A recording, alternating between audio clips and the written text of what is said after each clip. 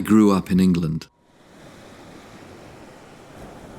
home of the elk, lynx and brown bear, of the wolf and wolverine and cave lion, of the woolly mammoth and woolly rhinoceros. Glorious creatures, a wonder to behold as they roamed across the hills and forests of southern England.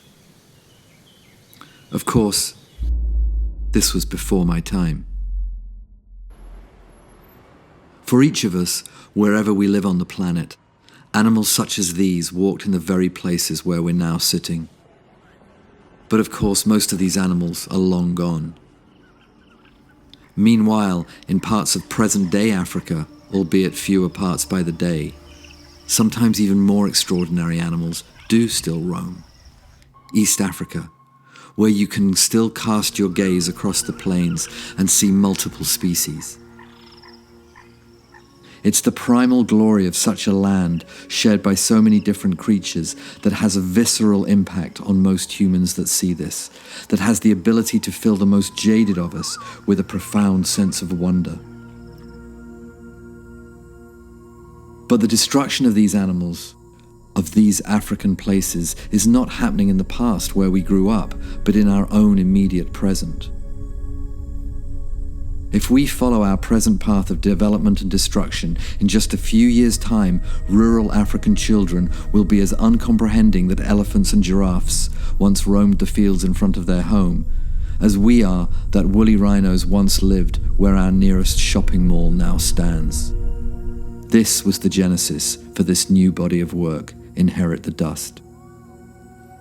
However, perhaps the majority of us still think that the destruction here in Africa is to do with poaching, feeding the insatiable demand for animal parts from the Far East.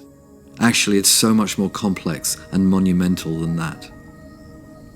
Mainly, it's about all of us. Significantly, it's about the terrifying number of us, and the impact of the very finite amount of space and resources for so many humans. I conceived this project in early 2014 to photograph life-size panels of animals in locations where they used to roam, but as a result of human impact on the environment no longer do. Over the years I've driven through countless areas where just 5 to 10 years ago there was animal life, but now has been relentlessly wiped out, sliced up and reduced to bushmeat, leaving vast expanses of land devoid of any large mammals. As my crew and I moved from location to location during the shoot, I continued to be disturbed and depressed. Time and again, places where zebras roamed only 2 years earlier, now whole new towns had risen out of the ground at extraordinary speed. But then I had to stop and ask myself, am I just grieving for the loss of this world because as a privileged white guy from the West, I'll never again be able to see these animals in the wild? Most African people would say that our Western societies trampled all over our own natural world centuries ago in the interests of economic expansion, and that in Africa, they never got much of a chance to develop economically until now. And so now it's their turn to economically grow. Why should they be deprived of the comfortable material lives that we have in the West? In some regards, it's a reasonable argument, but at what cost? In the parts of the world where these animals still exist, poor but teeming with natural wonders, protection of the environment is often the only truly significant source of long-term economic benefit. Take away the animals, and there's almost nothing left of economic value. Once upon a time, we had animals such as these where we lived, but we blew it, wiped them out. But we still have a chance to protect and preserve the places and those animals where they do still live. If we can, corny though it sounds, then the animals, the local communities, us, the planet, we all win.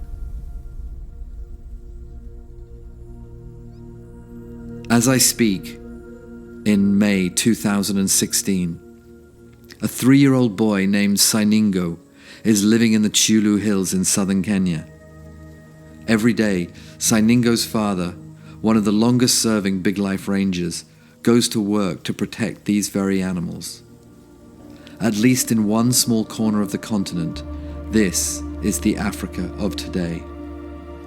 If we're willing to make the effort, it can also be the Africa of not just Siningos tomorrow, but of all of our tomorrows.